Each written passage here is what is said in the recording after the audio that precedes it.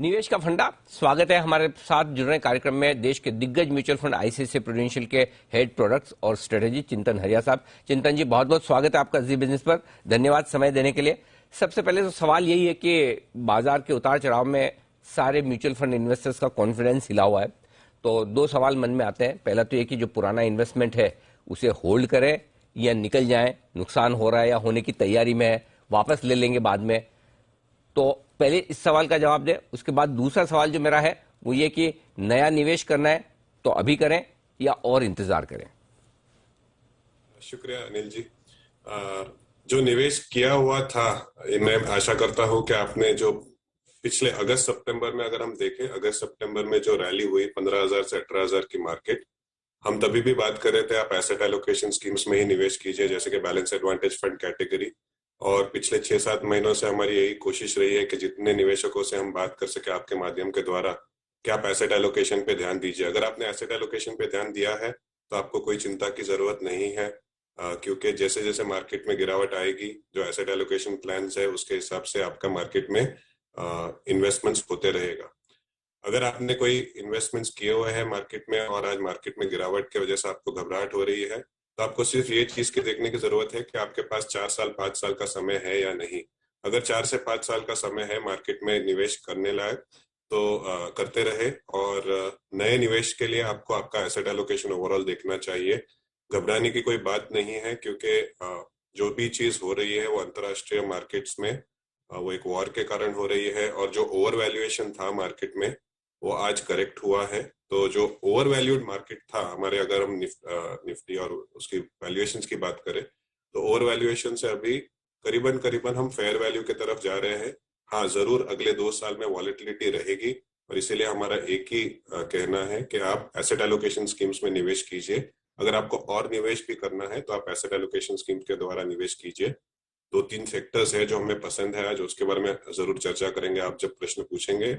पर asset allocation आपका सही है तो आपको कोई चिंता की जरूरत नहीं। चिंतन जी, एसेट एलोकेशन स्कीम से आपका मतलब ये कि ऐसी स्कीम्स जहां पे फिक्स इनकम भी है और इक्विटी भी है वैसे, या फिर जिसमें अलग अलग तरह की इक्विटी है कि कहीं मिड कैप है, कहीं लार्ज कैप है, कहीं स्मॉल कैप है। आप जैसे जो फंड मैनेजर्स हैं उनके पास जो एक्सपर्टाइज है उनके दिमाग से हम पैसा लगाएं, तो दोनों में फर्क बताइए सर।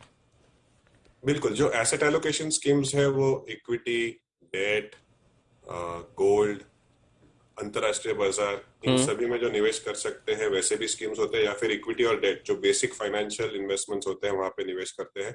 और मार्केट के वैल्यूएशन के हिसाब से या तो इक्विटी लेवल्स बढ़ाते हैं या तो इक्विटी लेवल्स घटाते हैं। अगर आप कोई भी बैलेंस एडवांटेज फंड कैटेगरी का फंड आज देखते हो, तो क्योंकि मार्केट ओवर वैल्यूड हो गया था, तो मार्च 2020 में सबसे उच्चतम स्तर पे थे हर बैलेंस एडवांटेज फंड उनके इक्विटी लेवल पे। और आज अगर हम देखें तो balance advantage fund category generally equity level कम कर चुका था, क्योंकि जैसे जैसे बाजार बढ़ा था 18 से 20 महीनों में उन्होंने इक्विटी लेवल कम किया था।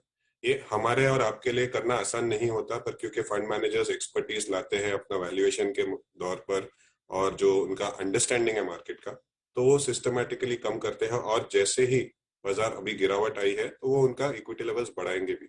तो एसेट एलोकेशन स्कीम से मेरा ये मानना था, जो इक्विटी, डेट, गोल्ड में निवेश करते हैं या इक्विटी और डेट में निवेश करते हैं, जो लार्ज, मिड और स्मॉल कैप में डिवाइड करते हैं वो तो फ्लेक्सी कैप कैटेगरी होता है। और जो फ्लेक्सी कैप कैटेगरी है वो जरूर एक अच्छा कैटेगरी है आपको एसटीपी के द्वारा निवेश करने के लिए या एसआईपी के द्वारा निवेश करने के लिए लंबी अवधि के लिए। और एक फुल्ली इन्वेस्टेड फंड में अगर आप आज निवेश करते हो तो आपके पास 4 से 5 सालों का इन्वेस्टमेंट होराइजन होना जरूरी है। तो ये आपके लिए एसेट एलोकेशन स्ट्रेटेजी बनाना बहुत जरूरी है। अब आपने कहा कि कुछ कुछ सेक्टर्स हैं जहां पर खरीदारी के मौके बन सकते हैं, जहां वैल्यूएशंस ठीक हो गए हैं इस गिरावट के बाद, वो कौन से हैं सर? अगर हम पिछले 2 सालों की बात करें तो पहले जो सेक्टर ने मार्केट में लीडरशिप ली वो था टेक्नोलॉजी सेक्टर। उसके बाद आपने देखा कि फार्मा से शुरुआत हुई। फार्मा जरूर, जब कोविड ब्रेकआउट हुआ फार्मा से शुरुआत हुई लीडरशिप की। फिर टेक्नोलॉजी ने भी बहुत अच्छा साथ दिया, क्योंकि हम सभी अभी वर्चुअल मीडियम पे आ गए हैं और टेक्नोलॉजी बजट्स बढ़े। फिर उसके बाद जो सेंट्रल बैंक बैलेंस शीट्स ने बहुत सारा पैसा लाया, सेंट्रल बैंक यानी कि जो अमेरिकी बैंक है या जापानीज बैंक है या चाइनीज बैंक है या यूरोपियन बैंक है, उन्होंने इतना सारा पैसा बाजार में लाया कि इक्विटी मार्केट्स, कमोडिटी मार्केट्स उसमें बूम होने का कारण अगर आप आज देखें तो सभी कमोडिटी मार्केट्स में भी एक बड़ी तेजी आई है। तो अगर हम सेक्टर्स की बात करें तो अगर हम भारत में देखें पिछले 2 सालों में बैंकिंग एक ऐसा सेक्टर है जिसमें हमने कंसोलिडेशन देखा है और बैंकिंग ने 2 साल 2020-2021 मार्केट को काफी अंडर परफॉर्म किया है। तो जो सेक्टर्स ने आउट परफॉर्म किया जैसे टेक्नोलॉजी, मेटल, अभी हम एनर्जी सेक्टर की बात करें तो एनर्जी सेक्टर ने भी बहुत बड़ा अपटिक देखा है क्योंकि कच्चे तेल के दाम और जो नेचुरल गैस के दाम है वो बड़े हैं। पर बैंकिंग सेक्टर में पिछले 7 सालों से जो एनपीए राइट ऑफ हो रहे थे यानी कि जो क्लीन अप हो रहा था बैलेंस शीट का, वो अभी खत्म हो चुका है। और इन्फ्लेशन यानी कि मुद्रास्फीति की दर जब बढ़ती है और भारत में हम देखेंगे कि केपेक्स का इंप्रूवमेंट होगा तो बैंकिंग की लोन ग्रोथ भी शायद इंप्रूव होगी। तो रिटेल लोन्स के साथ साथ कॉर्पोरेट लोन्स भी अगर बढ़ना शुरू हुए तो बैंकिंग एक ऐसा सेक्टर है, खास करके जो बड़ी बैंक्स है वो एक हमें पसंद है।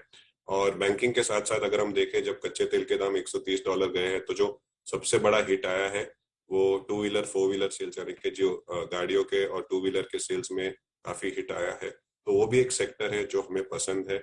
और तीसरा जो सेक्टर डिफेंसिव सेक्टर है वो फार्मा। अगर हम देखें तो फार्मा सेक्टर पिछले 1 साल से काफी शांत बैठा हुआ है और वो एक ऐसा सेक्टर है जो डिफेंसिव पैक में 3 सेक्टर्स होते हैं, टेक्नोलॉजी, फार्मा और एफएमसीजी। उसमें फार्मा एक ऐसा सेक्टर है जो हमें आज पसंद है। सो बैंकिंग, ऑटो एक अग्रेसिव बेट के लिए और फार्मा एक डिफेंसिव बेट के लिए, इसका मिश्रण इन्वेस्टर्स के लिए अच्छा होगा। और हमारी जो सीपीएसई यानी कि जो पब्लिक सेक्टर एंटरप्राइजेस है उसमें जो पॉजिटिव रुझान था वो आज भी जारी है। उन्होंने काफी आउट परफॉर्म किया है पिछले 1 साल से, पर वैल्यूएशंस आज भी काफी सस्ते हैं। ओके, तो ये आपके लिए पूरा का पूरा सेक्टर्स पर एनालिसिस है। एक और चीज चिंतन जी जो आपसे पूछनी है, ये इतने रोज रोज एफआईज बेचे जा रहे हैं, $1-1 बिलियन, $7,500 करोड़, 8,500 करोड़। आप भी है ना डटकर मुकाबला कर रहे हैं, सारे हमारे घरेलू फंड, और आपको इसके लिए बधाई भी है, धन्यवाद भी है कि दबाकर पैसा आप लगा रहे हैं। ये बताइए कि पहले ये रुकेंगे या पहले आप थकेंगे? हमने 2008 से कंपैरिजन किया था थोड़ा बहुत, आपने सही कहा। जी। मेरे करियर की शुरुआत 2005 से हुई थी और एटलीस्ट 17 सालों में मैंने इतनी तीव्रता से एफआई सेलिंग नहीं देखा। ना 2008 में देखा, ना 2020 मार्च में जब कोविड ब्रेकआउट हुआ। अक्टूबर के महीने से अगर हम देखें, अक्टूबर 2021 से तो करीबन 2 लाख करोड़ की सेलिंग हुई है इक्विटी मार्केट्स में। और जैसे कि आपने कहा, $1 बिलियन से ज्यादा सेल 2-3 दिनों से हो रहे हैं। एज फार एज ये जो तीव्रता है हम करें तो 2008 के मुकाबले ही है, पर क्योंकि एक बड़ी चेंज हुआ है भारत के मार्केट में, जो भारतीय निवेशक है वो बहुत ही स्ट्रांग तरीके से मार्केट में आज पार्टिसिपेट कर रहे हैं। 2008 में जब मार्केट गिरता था तब रिडेम्पशन होता था तो एफआईएस के साथ साथ डोमेस्टिक्स भी बेचने पे मजबूर हो जाते थे और इसलिए मार्केट 66% गिरा था अगर हम 2008 की बात करें। पर 2022 में इनफैक्ट पिछले 10-12 सालों से हम देख रहे हैं जब भी मार्केट में एफआईएस की सेलिंग आती है, क्योंकि आज म्यूचुअल फंड्स काफी बड़े हो चुके हैं, आज घरेलू निवेशक काफी अलग अलग माध्यम से मार्केट में निवेश कर रहे हैं। हमें नहीं लगता कि घरेलू निवेशक थकेंगे और इसी के कारण आज अगर हम एसआईपी बुक भी देखें तो 11,000 करोड़ की एसआईपी बुक है। और जैसे जैसे मार्केट गिरता है, अगर निवेशक के रुझान हम देखें, मैंने पिछले 1-1.5 महीने से काफी सारे निवेशकों के साथ बात भी की है इवेंट्स में और वर्चुअल माध्यम से। निवेशक डर नहीं रहे हैं, पर हाँ उनको थोड़ी चिंता है कि हम निवेश कब करें। तो हमारा ऐसा मानना है कि म्यूचुअल फंड के माध्यम से, और आज ये चीज जानना जरूरी है कि बैलेंस एडवांटेज फंड कैटेगरी में आज शायद 2 लाख करोड़ रुपए है, तो जब भी मार्केट गिरता है वो बाय करते हैं। और आज average balance advantage fund category हम मार्केट में देखें तो करीबन 40 से 45% ही है, तो उनके पास आज भी फायर पावर है। और rest of the mutual fund जहाँ पे कैश पड़ा है उनके पास भी फायर पावर है। तो मेरा ऐसा मानना है कि हम, और ऐसा होप भी करता हूँ कि पिछले अगले 10 दिन में अगर ये जो तनाव का माहौल है बाहर वो सॉर्ट हो जाए तो एफआईएस की सेलिंग की तीव्रता कम हो जाएगी और मार्केट में जो स्टेबिलिटी है, कंसोलिडेशन, वो शायद आ जाएगा। तो ये है आपके लिए पूरा का पूरा विश्लेषण एफआईएस की बिकवाली की तरफ से भी और फंड्स की खरीदारी की तरफ से भी। चिंतन जी, बहुत बहुत धन्यवाद आपका हमारे लिए समय देने के लिए, बाजार के और म्यूचुअल फंड्स के लिए, इन्वेस्टर्स के लिए डायरेक्शन देने के लिए हमारे दर्शकों को बहुत बहुत धन्यवाद सर। शुक्रिया।